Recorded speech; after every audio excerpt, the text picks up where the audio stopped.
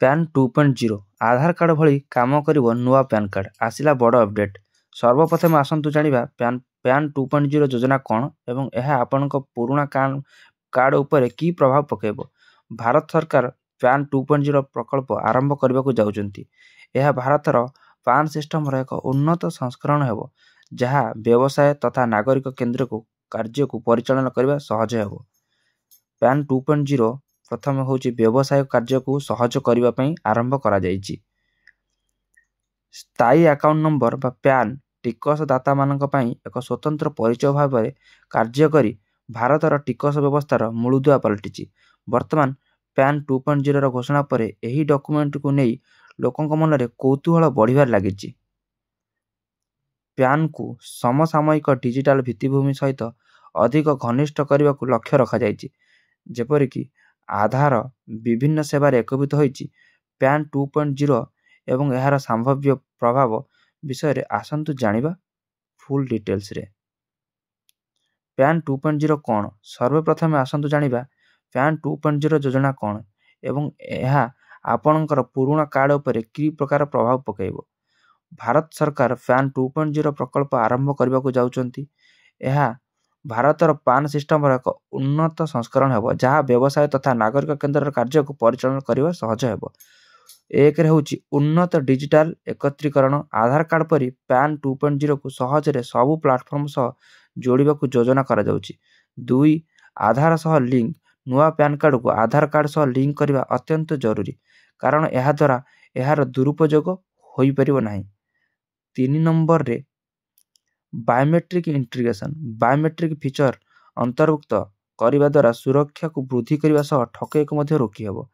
4ରେ କେତେକ ରିପୋର୍ଟ ସୂଚିତ କରେ ଯେ ପ୍ୟାନ୍ର ନୂତନ ସଂସ୍କରଣ ବାୟୋମେଟ୍ରିକ୍ ତଥ୍ୟ କିମ୍ବା ଠକାମି ରୋକିବା ପାଇଁ ଅଧିକ ଦୃଢ଼ ପ୍ରମାଣୀକରଣ ପଦକ୍ଷେପ ଅନ୍ତର୍ଭୁକ୍ତ ହୋଇପାରେ।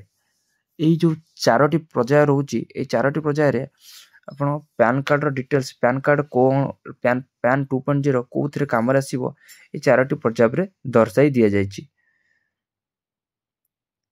ବ୍ୟକ୍ତିଗତ କରଦାତାମାନଙ୍କ ଉପରେ ଏହାର କି ପ୍ରଭାବ ପଡ଼ିବ?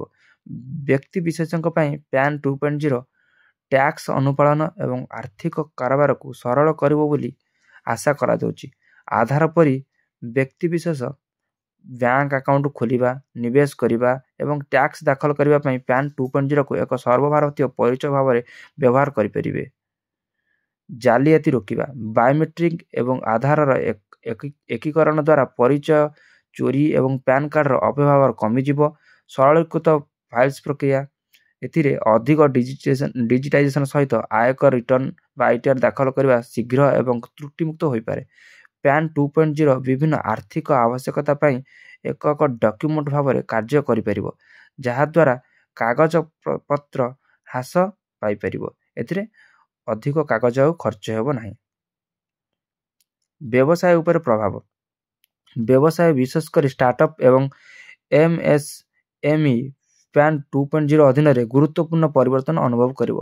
ଏହା GSTN, MCA ଏବଂ ବ୍ୟାଙ୍କିଂ ସିଷ୍ଟମ ସହିତ ଏକୀକରଣ, କର ଦାଖଲ ଏବଂ ଆଇନଗତ ନିୟମକୁ ସରଳ କରିବ। ଏହାଦ୍ୱାରା GST, କର୍ପୋରେଟ ବ୍ୟାଙ୍କ ଆକାଉଣ୍ଟ ଏବଂ ସରକାରୀ ଟେଣ୍ଡର ଭଳି ସେବା ପାଇଁ ବ୍ୟବସାୟୀମାନେ ଶୀଘ୍ର ପଞ୍ଜୀକରଣ ଆଶା କରିପାରନ୍ତି। କାରବାରରେ ସ୍ୱଚ୍ଛତା। ଉନ୍ନତ ଟ୍ରାକିଂ ବ୍ୟବସ୍ଥା ଆର୍ଥିକ କାରବାରର ସ୍ୱଚ୍ଛତା ବୃଦ୍ଧି କରିବ ଏବଂ ଟିକସ ଛାଡ଼କୁ ହ୍ରାସ କରିବ। KYC ପ୍ରକ୍ରିୟାଗୁଡ଼ିକର ସହଜତା। ବାୟୋମେଟ୍ରିକ୍ ସକ୍ଷମ ପ୍ୟାନ୍ 2.0 ଆର୍ଥିକ ପ୍ରତିଷ୍ଠାନ ଏବଂ ସେବା ପ୍ରଦାନକାରୀଙ୍କ ପାଇଁ KYC ଆବଶ୍ୟକତାକୁ ସରଳ କରିବ। ବର୍ତ୍ତମାନ ପ୍ୟାନ୍ କାର୍ଡ଼ଧାରୀମାନେ ଚିନ୍ତା କରିବାର ଆବଶ୍ୟକତା ନାହିଁ, କାରଣ ଅପଗ୍ରେଡ୍ ସିଷ୍ଟମ ଅଧୀନରେ ଏକ ନୂତନ ପ୍ୟାନ୍ ପାଇଁ ଆବେଦନ କରିବାର କୌଣସି ଆବଶ୍ୟକ ନାହିଁ। ବର୍ତ୍ତମାନ ବୈଧ ପ୍ୟାନ୍ କାର୍ଡ଼ଗୁଡ଼ିକ ପ୍ୟାନ୍ 2.0 ଅଧୀନରେ ସମ୍ପୂର୍ଣ୍ଣ କାର୍ଯ୍ୟକ୍ଷମ ରହିବ, ଯେ ପର୍ଯ୍ୟନ୍ତ କାର୍ଡ଼ଧାରକ ଏକ ଅପଡେଟ୍ କିମ୍ବା ସଂଶୋଧନ ପାଇଁ ଆପ୍ଲାଏ ନ କରନ୍ତି।